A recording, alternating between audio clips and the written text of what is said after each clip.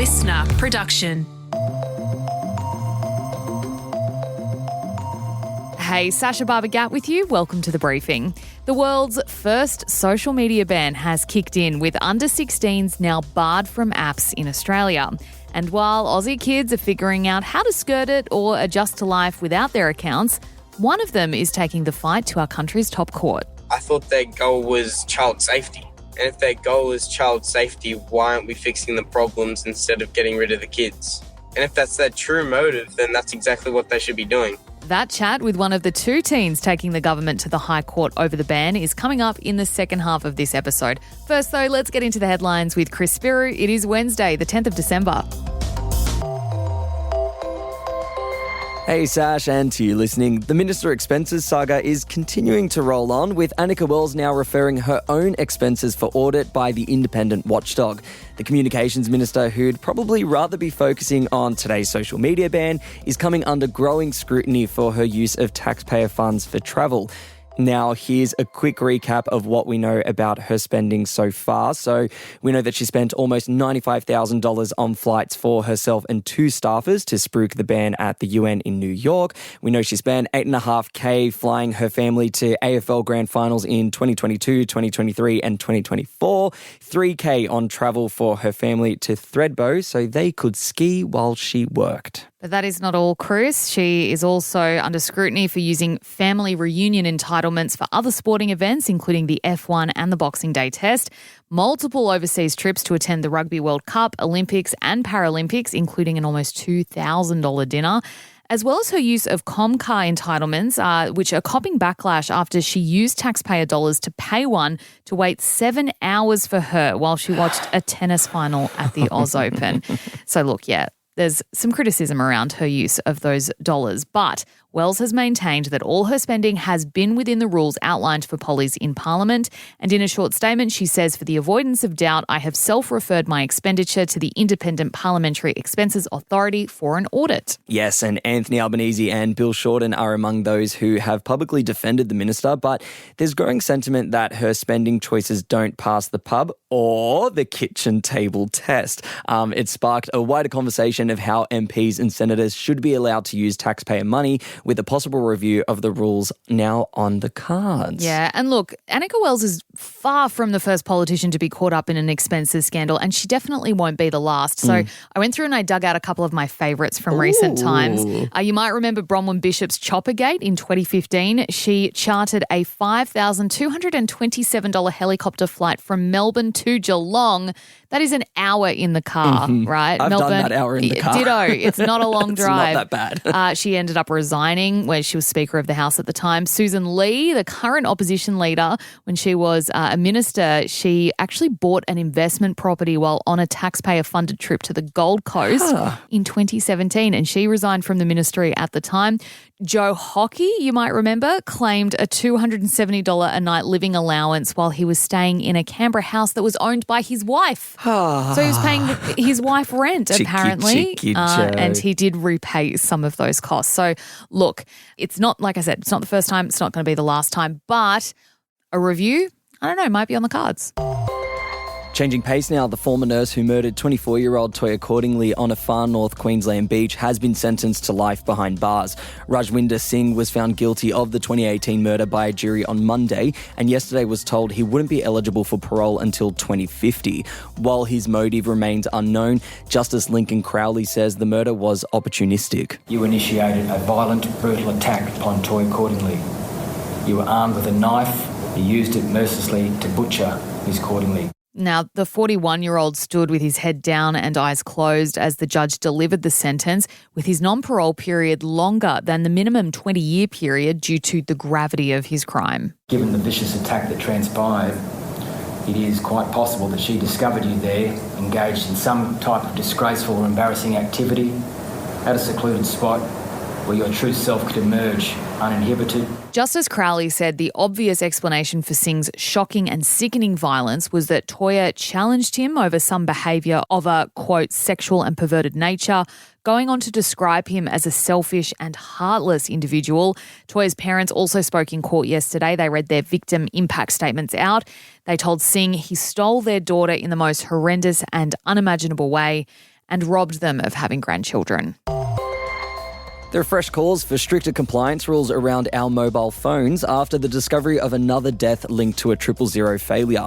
Australia's third largest telco, TPG, revealed it had discovered another customer was unable to call 000 days after the catastrophic Optus outage in September, saying the customer had an old Samsung device. We extend our heartfelt condolences to the family. The device was not compatible with 4G calling emergency services. That was TPG's CEO speaking at the hearings there. Now, it's understood the person managed to get through on an alternate 1-800 number about 5 minutes after their 000 call failed, but it is believed they died on September 24, which the telco claims it only learned on Monday night. Now, the calls for tighter rules include a national device register. So that would essentially mimic the regulations around having to register cars to make sure they are compliant.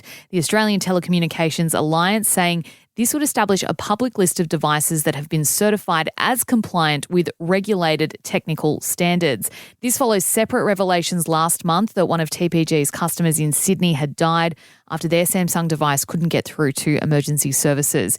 TPG's boss told the Senate inquiry as well that the telco has identified tens of thousands of phones that need software updates to make emergency calls, and that they've already sent out notifications to customers with incompatible devices, and they promise to continue blocking any phones that aren't updated. I just want to make the point, I didn't realise that this was a thing, that an old phone might not be able to call 000, and I'm not against the idea of having a register so you know that your phone is compliant, because how awful to be stuck in an emergency and not be able to get through to 000, and we've seen people have paid with their lives. Yeah, and I mean, this is all linked to the end of the 3G network, and the devices in question are these Samsung devices from between 2015 to 2021. So a bunch of telcos, TPG, Optus, Telstra, et cetera, they've been sending out text messages being like, hey, you're on an old device, you can't connect, update here. In some situations, a software update is enough to get that going. In other situations, you have to chuck out the phone and start again. We're talking phones from 2015, that's 10 years ago. I'm thinking about the people that would have those devices, people like my grandparents. How are they going to navigate a text message or, an email coming through? So, yeah, very interesting to see how this will all unfold. Sarah Hanson-Young is, heavily involved in this Senate inquiry, and she's pretty much said, you guys need to do more here. It's not enough just to send a text message. So interesting to see what will unfold. As he continues to struggle to end the war in Ukraine, Donald Trump is now flagging he might ditch the US's support of the country altogether. In a rambling interview with Politico, the US president urged Volodymyr Zelensky to play ball and cede territory to Russia. It's not easy with Russia because Russia has the upper hand, and they always did. They're much bigger, they're much stronger in that sense. I give Ukraine I give the people of Ukraine and the military of Ukraine tremendous credit for the bravery and for the fighting and all of that. So this comes as Ukraine's president is reportedly preparing to send a revised peace plan to the US, which rejects suggestions that his country should give up land to the invaders. Now, in the same interview, Trump accused Zelensky of not reading his proposals at all, Chris. Yeah, and in the 45-minute chat, the US president also claimed to have no beef with Europe's leaders, even though he criticised them in the very same chat for being, quote, weak. I know the good leaders, I know the bad leaders, I know the smart ones, I know the stupid ones. You got some real stupid ones too. They're not doing a good job, Europe. It's not doing a good job in many ways. They're not doing a good job. Okay, so the leaders of Europe, including Zelensky, met in the UK this week to discuss the path to peace and to come up with a revised proposal that isn't as favourable to Russia. Whether Russia is willing to give up on its fight to hold on to the land it has claimed since invading Ukraine in 2022 remains to be seen. This is what is being considered as the major roadblock to ending the war right now. I mean, it's nothing new that Zelensky doesn't want to give up land. Trump knows that. Interesting to hear him putting more pressure on Zelensky. In this interview, he also flagged the idea of an election. He said that Ukraine hasn't held an election since the war because they're using wartime rules, and he thinks this is Zelensky's way of clinging on to power. So once again, we're seeing this weird relationship and rhetoric continuing to just get even messier.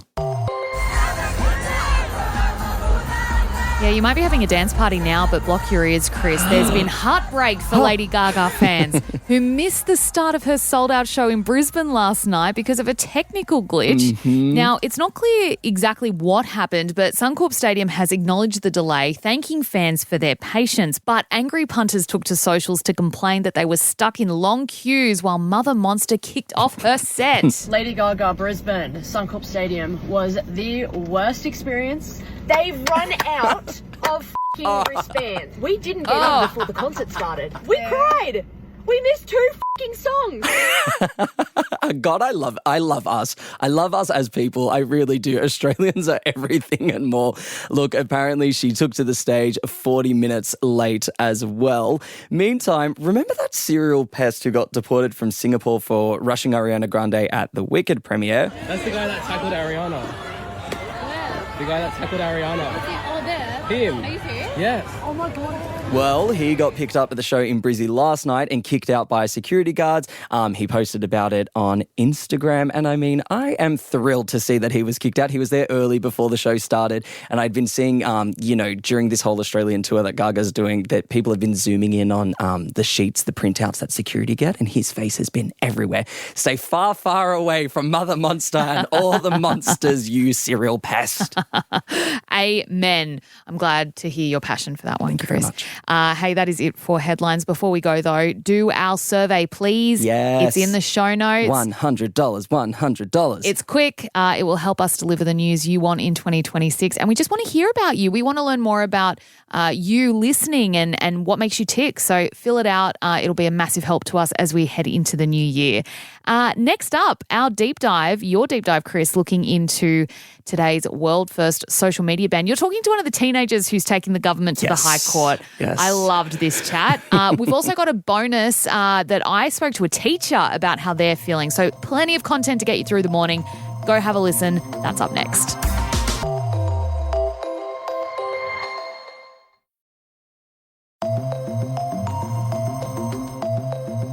Social media is doing harm to our kids, and I'm calling time on it. Today is D-Day. After talking about it for more than a year, Australia's world-first social media ban has officially kicked in. With one law, we can protect Generation Alpha from being sucked into purgatory by predatory algorithms described by the man who created the feature as behavioural cocaine. Hundreds of thousands of kids under the age of 16 have already been or are slowly being bumped off a bunch of platforms including Instagram, TikTok, Snapchat, and most recently, Reddit. For some, this could very well be their first summer holidays without a social media account. But there's someone who wants that to be a very short-lived reality. Noah Jones is one of 2 15-year-olds backed by advocacy group Digital Freedom Project that's taking the government to the High Court over the ban. They're claiming it's not only lazy, but is unconstitutional as it unfairly impacts their implied freedom of political communication. And it's a case that could be heard as early as February next year. Now, Noah joins us from the car on his way to school. Noah, welcome to the briefing. This world-first social media ban has kicked in. How are you and your mates talking and feeling about it? Honestly, not too worried. Everyone's got their different idea on how they're going to get around the ban, and just because the ban has kicked in doesn't mean the Digital Freedom Project isn't going to stop.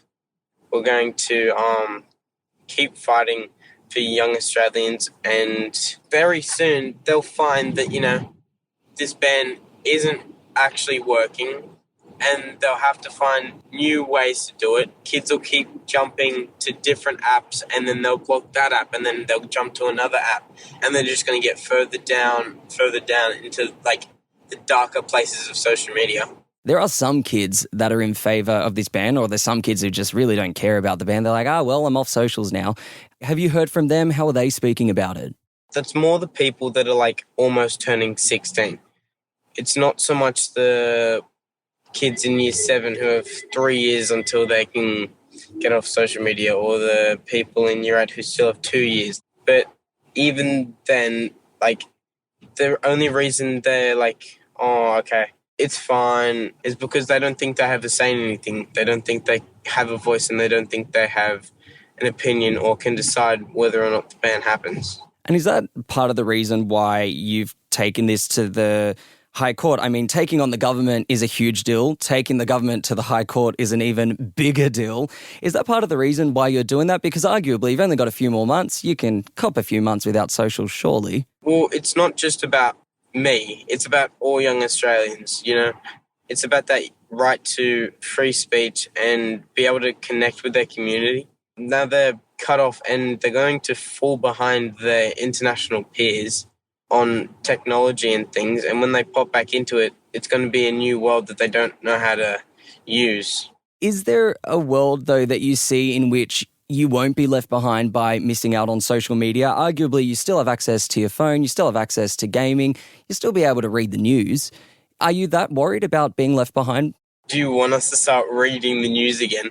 Social media is the modern town square. This is how information is passed around. This is how people market their businesses and start up things. This is how people share their views and opinions. If you want us to start reading newspapers again, it's a different era. You guys did it when you were kids, but it's a different era, it's a different time, and it just doesn't make sense for us to go back to using newspapers or getting the news up on the TV at 7 in the morning. Like, this isn't stuff that we grew up with. We grew up with social media. You mentioned this idea of getting left behind by the globe. Now, there are a bunch of other countries that have said they want to follow in the footsteps of Australia here. If the world adopts this whole social media ban, does that make you feel a little bit better that you won't be left behind? No way. Now you're trying to silence every single under 16 in the entire world. Is that not completely worse? Tell me one way that we will be able to, share views or opinions. Interviews like this could be one example. I would never have even heard about, you guys if I didn't have social media. Noah, that is so offensive. The Briefing podcast is very popular. Yeah, no, which is totally fair, absolutely fair. But there's other ways you can have your voices heard. I mean, when I think about my generation, which wasn't too long ago, really, when we were in school, we had speaking competitions, we had debating competitions that took you through different local, state, national levels. There are avenues to have your voices heard that don't require a Instagram or TikTok post. So do you want everyone to go into debating now? Don't want everyone to go on to debating, but if they're looking to engage politically... Well, if you're trying to get them to engage politically, what about the people that have anxiety problems and they can't stand up and debate? And social media is a light and easy way for them to share their views. Now this is a separate problem. And I think the government's attempts here is kind of a reversion, right? Trying to take us back to this time without social media. I understand your argument about being left behind, but do you think you'd be able to cope without it? Yeah, but honestly, the government's not trying to take us back there. I thought their goal was child safety.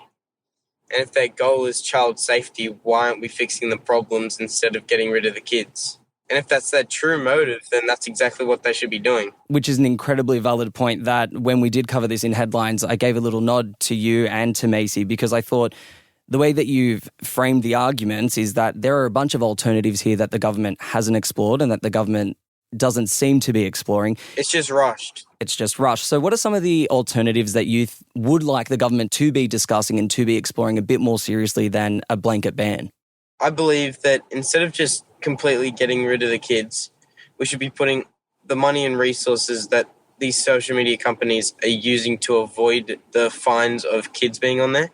If we use that same money and resources to put new detectors in or new things that can, pick up on online bullying or pick up on people who have repeatedly preyed on different age groups and things like that, then we can make it safer for everyone. And another worry was about screen time.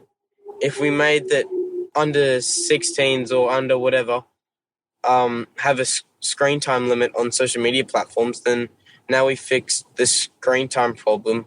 They should really be teaching kids how to report something if you see it, how to deal with something if you see it, and then you can get the online bully account banned, So if we found alternatives, there's so many different ways we could deal with this. And the government's just thought, let's just do the quick and easiest one, but it's not even the most effective.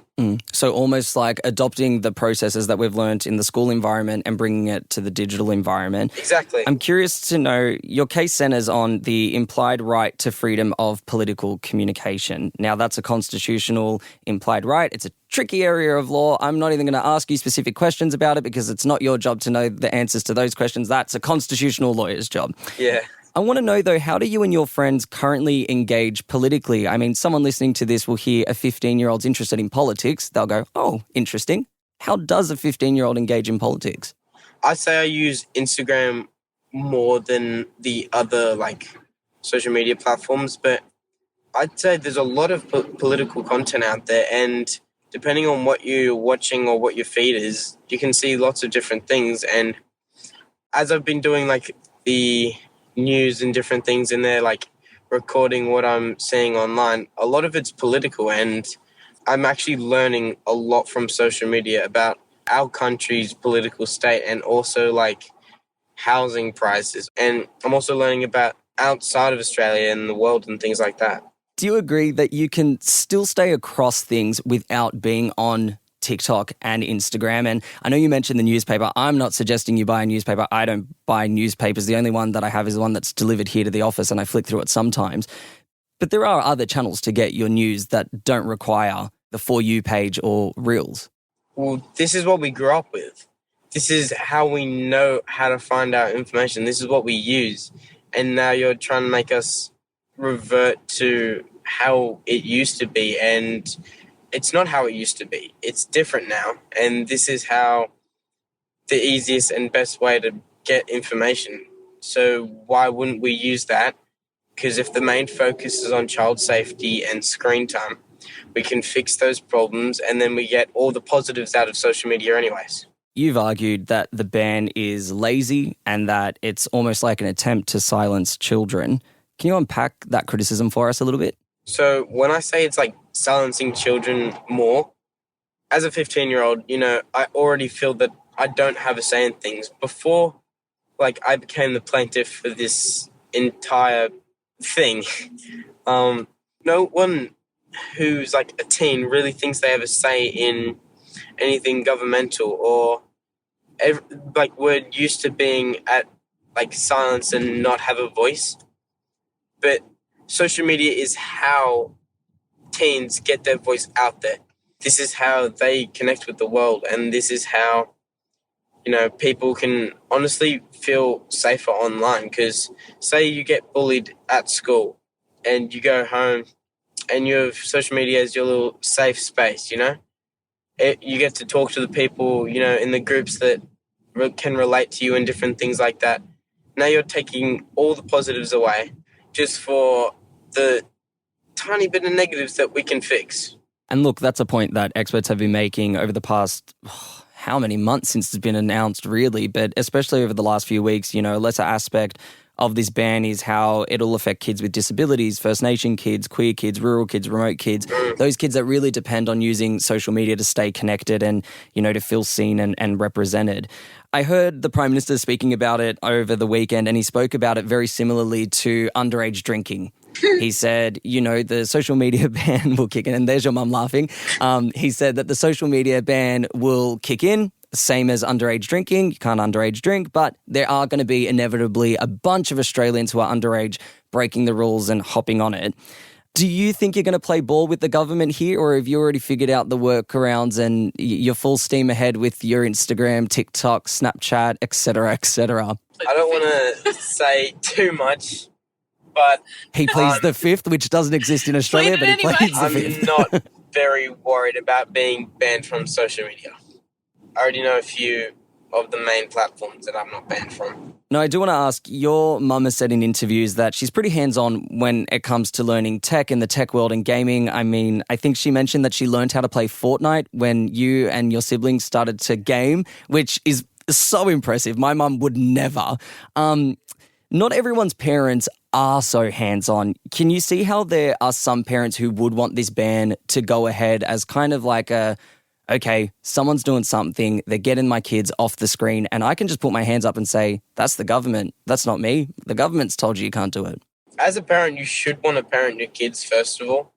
And also, when parents get this false sense of security, they think their kids aren't on it or the government's taking care of it. And then when kids are actually on it and parents don't know, that's when it becomes more dangerous. If someone experiences online bullying or they interact with a predator on those social media platforms and they're not supposed to be on them, then now they're not going to tell their parent. They're not going to tell police because they're scared about what they're going to do because they weren't supposed to be on the apps in the first place. And now they have to deal with the online bullying by themselves and they have to deal with the predators by themselves. And is that not more dangerous? Noah, thank you so much for joining us on The Briefing. I appreciate you doing this on the school ride, on the ride to school. I know there's other things you could be doing, and we really appreciate you making the time. Thank you very much.